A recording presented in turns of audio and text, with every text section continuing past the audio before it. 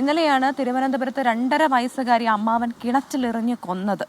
ഈ വാർത്ത ഏറെ ദുഃഖത്തോടെയാണ് നമ്മൾ കേട്ടത്.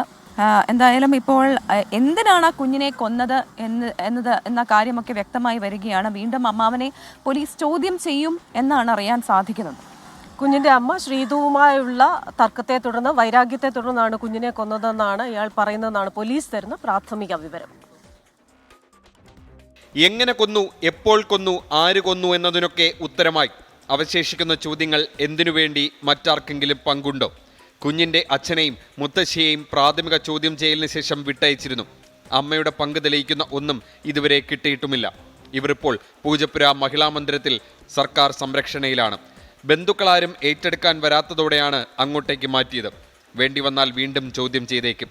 അമ്മാവൻ ഹരികുമാറാകട്ടെ ചോദ്യം ചെയ്യലുമായി സഹകരിക്കുന്നില്ലെന്നാണ് പോലീസ് പറയുന്നത്. ഉറങ്ങിക്കിടന്നിരുന്ന കുഞ്ഞിനെ കൊല്ലാൻ മാത്രം എന്ത് പകയാണ് ഇയാൾക്കുള്ളതെന്നാണ് അറിയേണ്ടത്. കുഞ്ഞിന്റെ അമ്മ ശ്രീതുവുമായി ഇയാൾ നടത്തിയ വാട്സപ്പ് ചാറ്റിൽ നിന്ന് ചില നിർണായക വിവരങ്ങൾ പോലീസിന് കിട്ടിയിട്ടുണ്ട്. ഇത് നിരത്തി വീണ്ടും ചോദ്യം ചെയ്യാനാണ് തീരുമാനം. കോടതിയിൽ ഹാജരാക്കി റിമാൻഡ് ചെയ്യുന്നതിന് മുന്നേ എല്ലാ ചോദ്യങ്ങൾക്കുമുള്ള ഉത്തരം കിട്ടുമെന്നാണ് പ്രതീക്ഷ. 24 തിരുവനന്തപുരം. പ്രതാപ്, ഇതിന്റെ കൂടുതൽ വിവരങ്ങളുമായിട്ട് അജീഷ് തിരുവനന്തപുരത്ത് നിന്ന് ചേരുന്നുണ്ട്. Ajeesh, good morning. ഇപ്പോൾ സഹോദരിയുമായുള്ള ചില തർക്കങ്ങൾ, അതിലുണ്ടായ വൈരാഗ്യം, അതിന്റെ പേരിലാണ് ഉറങ്ങിക്കിടന്നിരുന്ന കുഞ്ഞിനെ കിണറ്റിലെറിഞ്ഞു കൊന്നത് എന്നാണ് പറയുന്നത്. അപ്പോൾ ഇത്രയ്ക്ക് ഇങ്ങനെ ചെയ്യാൻ മാത്രം എന്തായിരുന്നു വൈരാഗ്യം? സാധാരണ വൈരാഗ്യം ഉണ്ടാകുമ്പോൾ നമ്മൾ ആ വ്യക്തിയോടാണല്ലോ തീർക്കുന്നത്, അല്ലാതെ കുഞ്ഞുങ്ങളോടല്ലല്ലോ. ഇതെന്താണ് സംഭവിച്ചത്? അതുമായി ബന്ധപ്പെട്ട കാരണങ്ങൾ പോലീസ് പറയുന്നുണ്ടോ?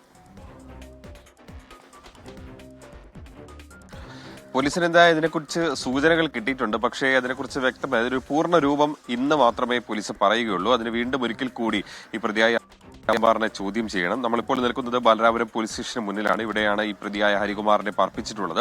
ഇന്ന് വൈകിട്ടായിരിക്കും ഇയാളെ കോടതിയിൽ ഹാജരാക്കി റിമാൻഡ് ചെയ്യുക. അതിനു മുമ്പ് തന്നെ ഇതിനൊരു ഉത്തരം പോലീസ് നൽകുമെന്നാണ് നമ്മളും പ്രതീക്ഷിക്കുന്നത്. ഇന്നലെ വിശദമായി തന്നെ ഈ ഹരികുമാറിനെയും അതേപോലെ തന്നെ കുഞ്ഞിന്റെ അമ്മയും അതേപോലെ അച്ഛനെയും മുത്തശ്ശിയും ഒക്കെ ചോദ്യം ചെയ്തിരുന്നു.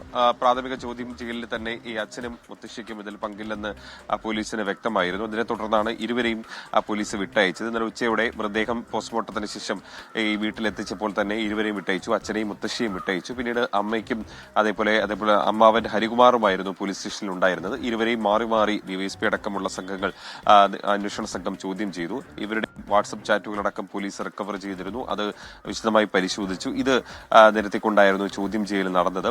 അപ്പോഴാണ് ഈ ഏതാണ്ട് ഉച്ചയോടെ തന്നെ ഈ പ്രതി കുറ്റം സമ്മതിച്ചത്. അതായത് ഹരികുമാർ സമ്മതിച്ചു താനാണ് കുഞ്ഞിനെ കൊലപ്പെടുത്തിയതെന്നായിരുന്നു അയാളുടെ കുറ്റസമ്മതം. പക്ഷെ എന്തിന് കൊലപ്പെടുത്തിയെന്ന് ആദ്യമൊന്നും പറഞ്ഞില്ല. പിന്നീട് ഈ ചാറ്റുകൾ നിരത്തി പോലീസ് ചോദ്യം ചെയ്തപ്പോൾ ഈ അമ്മയുമായുള്ള ചില പ്രശ്നങ്ങൾ തനിക്കുണ്ട്, അതിനെ തുടർന്നുള്ള വൈരാഗ്യം കാരണമാണ് കൊലപ്പെടുത്തിയെന്ന് മാത്രമാണ് ഇയാൾ പറഞ്ഞത്. എന്തായാലും പോലീസിന് അതിൽ കൂടുതൽ ചില കാര്യങ്ങൾ വ്യക്തമായിട്ടുണ്ട്. പക്ഷേ ആ കാര്യങ്ങളൊക്കെ മാധ്യമങ്ങളോട് തുറന്നു പറയുന്നത് കുറച്ചും കൂടി വിവരങ്ങൾ ശേഖരിച്ചതിന് ശേഷമായിരിക്കും, തെളിവുകൾ ശേഖരിച്ചതിന് ശേഷമായിരിക്കും.